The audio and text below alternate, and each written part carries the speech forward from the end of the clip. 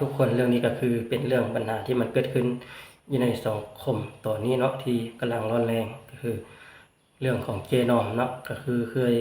เปิดรับบริจาคช่วยเหลือ2ครอบครัวที่ติดค้างในธรรมเนาะก็คือตอนนี้ยังเป็นปัญหาดราม่ากระแสที่แรงที่สุดในตอนนี้เนาะก็คือเรื่องเงินที่เจนอมนั่นแหละเนาะได้เปิดรับบริจาคไปแล้วแต่ว่าเจนอมก็ให้เงินทาง2ครอบครัวไปแล้วแต่ก็มันยังบ่จบก็คือเรื่องเงินเนาะที่จำนวนเงินที่รับบริจาคมันเข้ามาเกินนะกายแต่ว่าเจนอมมันก็เลยบ่ได้จ่ายให้ทาง2ครอบครัวมันหมดเนื้อเธอเนาะเดี๋ยวเฮามาฟังเรื่องราวจากเจนอมกับคลิปนี้นำกันเนาะว่ามันเป็นอะไรแท้เนาะมื้อนี้น้อมเองสิออกมาแสดงเพื่อความรับผิดชอบขอโทษทุกคนขอโทษทุกฝ่ายที่เฮ็ดให้เรื่องมันบานปลายฮอดขนาดนี้น้อมต้องยืนยันอีกครั้งหนึ่งกับสเตทเมนต์ที่ยืนยันกับธนาคารเงินบริจาคในระยะ5มื้อเริ่มตั้งแต่วันที่6 5วันที่9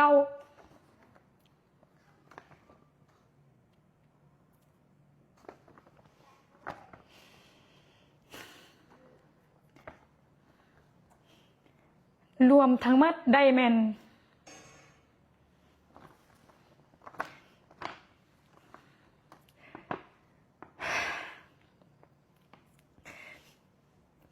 ได้ทั้งหมดแม่น750,844,000 กีบเงินได้ทั้งหมดให้ทุกคนเป็นพยานให้น้อมแน่ว่าเงินได้ทั้งหมดได้750,844,000 กีบหักออก288 ล้านที่น้อมไปมอบก่อนหน้านี้แล้ว288 ล้านส่วนรายจ่ายทุกอย่างที่น้อมจ่ายในการเดินทางหรือว่าใช้จ่ายในการกินน้อมขอรับผิดชอบเพียงผู้เดียวโดยการเอาเงินส่วนตัวเจน้อมนี่มาชดใช้แทนทั้งหมดในมูลค่า442,844,000 กีบให้ทุกคนพยานในไลฟ์สดนี้ว่าน้อมได้เอาเงินส่วนตัวน้อมนี้ทดแทนคืนสิ่งที่น้อมจ่ายทั้งหมดแม่น462,844,000 กีบและน้อมได้โอนให้ผู้ประสบภัย2 คนแล้วน้อมได้โอนให้ผู้ประสบภัย2 คนแล้วเด้อให้ทุกคนพยานนำน้อมว่าเงินบวงนี้เงินส่วนที่เหลือนี้น้อมได้โอนให้เขาเจ้าแล้วส่วนที่น้อมซื้อเครื่องต่างๆบ่ว่าจะเครื่องใส่ในเฮือนหลาวเฮ็ดเฮือนครัวเฮ็ดห้องน้ำน้อมจะบ่หักจักกีบน้อมจะสดใสคืนทั้งหมดในส่วนที่เหลือเลยเดี๋ยวน้อมสิโทรถามเขาเจ้าว่าเขาเจ้าได้รับเงินบ่เพราะว่าน้อมหากะโอนไปเมื่อกี้นี้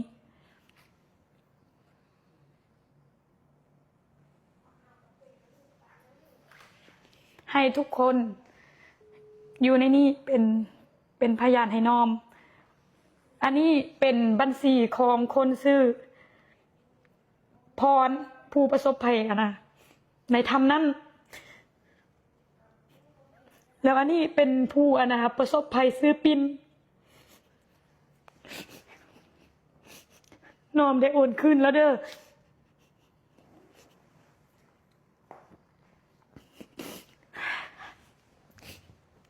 ให้ทุกคนเป็นพยานนำน้อมว่าน้อมได้ช่วยเหลืออะโลพร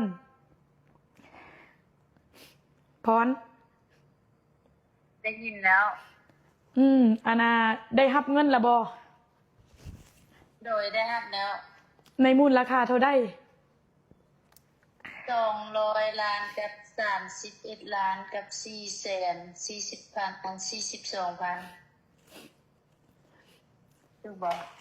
แม่นเงินที่เหลือ462,844,000 กีบนี้น้อมได้หาร2 คนในจำนวนโอนให้เขาเจ้าแม่น231,444,000 2,000 กีบแล้วเงินตัวนี้น้อมอยากให้เจ้าน่ะไปสานโตออันนะเฮือนครัวกับห้องน้ำมันเด้อให้มันแล้วคันมันเลือลายแล้วอย่าลืมให้อันนะพ่อปู่แม่ย่าเจ้าเด้อ โดย แม่นให้ข้าเจ้าแน่โดยขอบใจเด้อ ไปเนาะ บัดนี้น้อมสิโทรหาคนซื้อปิ่นว่าลาวได้รับเงินที่น้อมอันน่ะจ่ายในครั้งนี้บ่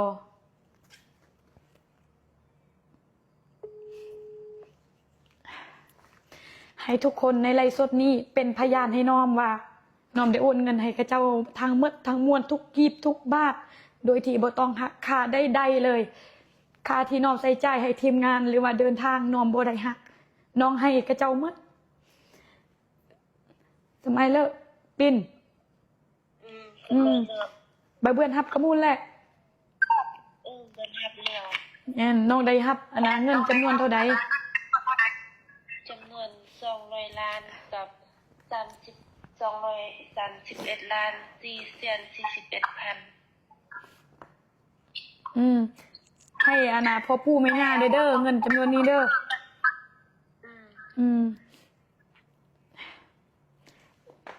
ให้ทุกคนในไลฟ์สดนี้เป็นพยานให้น้อมว่า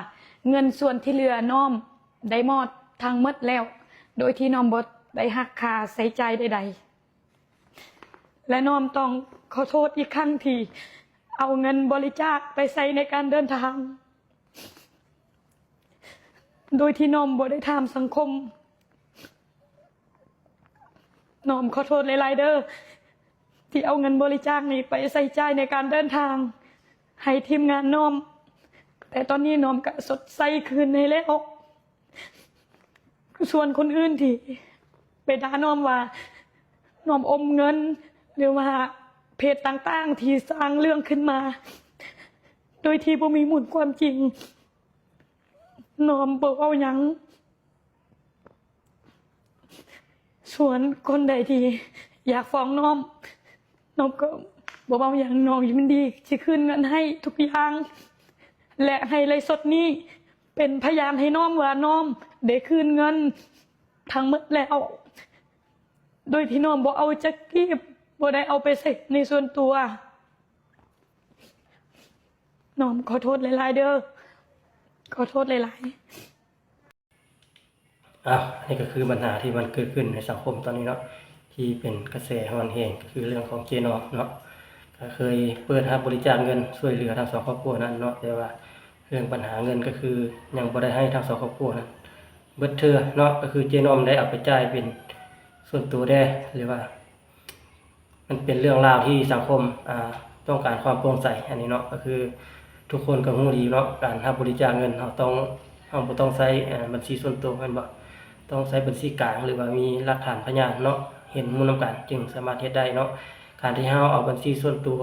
มาเปิดรับบริจาคแบบนี้เนาะโดยที่ไผบ่ฮู้นำว่าเงินเข้าเงินออกก็ได้แม่นบ่ฉะนั้นมันบ่มีความโปร่งใสในสังคมเนาะทุกคนก็อยากรู้อยากเห็นแม่นบ่บางคนก็ใจง่ายเนาะแล้วก็แล้วไปเรื่องนี้มันก็เป็นปัญหาอยู่บ่แล้วบ่เซากันนอนอย่างนี้แหละเนาะถ้าเฮาบ่โปร่งใสสังคมก็โจมตีเฮาแม่นบ่เขาว่าสิเฮาอะไรก็ได้เนาะเพราะว่าสังคมผู้มือนี่มันบ่คือแต่ก่อนแล้วเนาะ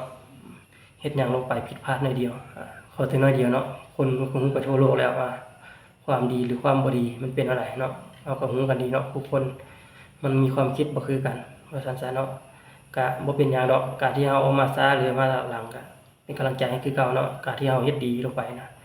มันก็มีคนยกย่องเนาะการที่เฮาเฮ็ดบ่ดีบ่โปร่งใสมันก็มีความคาใจเนาะของสังคมแม่นบ่ฉะนั้นเฮาเฮ็ดหยังทุกอย่างต้องมีสติหรือว่าให้เป็นบทเรียนสำหรับเฮาเนาะก่อนอื่นเฮาต้องเฮ็ดหยังลงไปเฮาก็ต้องปรึกษาเลยคนใกล้ชิดหรือว่ามีหลักฐานพยานเนาะนำกันเนาะเวลาเกิดปัญหาขึ้นมาเฮาสิแก้ตัวได้แก้ตัวทันเนาะการที่เฮาเฮ็ดหยังคนเดียวไปคนเดียวนะนี่แหละมันยากมันยุ่งมันยากแม่นบ่เวลามันผิดพลาดขึ้นมาแล้วมันเป็นอะไรแบบนี้คนที่จะโจมตีเฮาน่ะหลายแม่นบ่คนที่จะเหยียบซ้ำเติมเฮาก็หลายบ่อึดบ่ยากเนาะมือเนาะ นี่แหละการที่เฮาเฮ็ดหยังลงไปนะต้องคำนึงถึงความบริสุทธิ์หรือว่าความโปร่งใสให้กับพี่น้องประชาชนเราเนาะถึงเฮ็ดให้คนเฮานี่มันอกมั่นใจเชื่อใจเนาะก็คือยกตัวอย่างคือบ่เต็งทองกันว่าการที่เรามาสร้างมาสร้างเฮ็ดเฮือนให้สร้างให้น้องพรเนาะบ่ว่าแต่เฮือนน้องพรเนาะทุกเฮือนก่อนที่ลาวเฮ็ดช่วยเหลือสังคมขึ้นมานี่เฮือนลาวไปเบิ่งมั้ยเราก็บ่ได้เฮ็ดหรูหราปานใดเนาะครอบครัวของเราเนาะแต่กี่ปีเราเฮ็ดช่วยเหลือมานี่คันนั้นเราเฮ็ดแบบบ่ซัดซื่อนี่โอ้เราอมกินนี่ก็ตัวเรารวยแล้วรวยแท้ได้บ่ติงทองนี่ได้แต่ว่าเราก็บ่ได้อวดลงอวดรวยเด้อเฮือนซ่านเราก็ธรรมดาเด้แต่เราไปช่วยเหลือคนนี้มันจักเท่าใดแล้วปีแล้วเฮ็ดเฮือนเฮ็ดซ่านให้จนสำเร็จเสร็จสิ้นก็ย้อนจิตใจเรานะเป็นคนที่บริสุทธิ์นะอยากช่วยเหลือแท้เนาะเฮ็ดแท้ทำจริงคือบ่ติงทองนี่ค่อยมักที่สุดเลยเราบ่เคยที่จะโลภมากกว่าของใครเลยการที่เขาเฒ่าแก่ใหญ่บ่คนนั้นคนนี้โอนเงินมาให้สนับสนุนครอบครัวนั้นช่วยเหลือครอบครัวนี่เราก็บ่มีคำว่าฮักเอาค่ารถค่าลางเราก็ยังบริจาคครับนอกจากว่าเจ้าของผู้ใหญ่ใจดีนะให้เราเองนะเราจังเอาคันว่าบ่ให้เราก็บ่เอาเนาะก็คือเราเอาเงินที่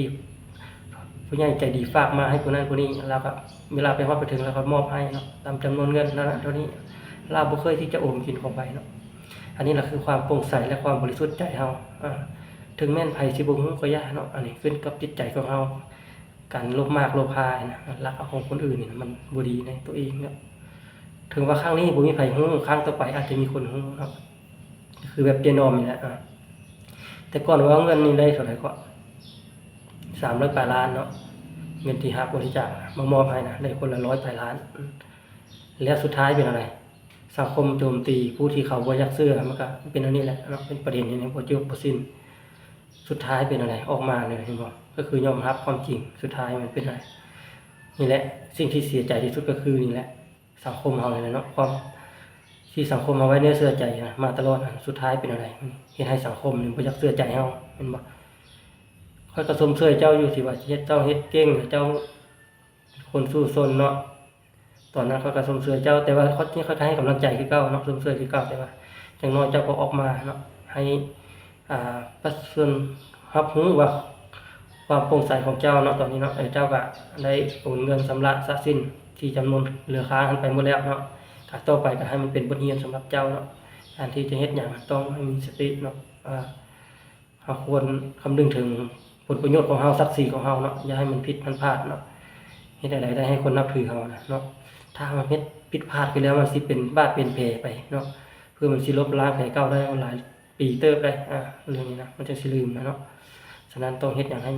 มีสติเนาะก็คือค่อยเคยว่าล่ะเนาะอยู่ในธรรมแห่งนี้นะ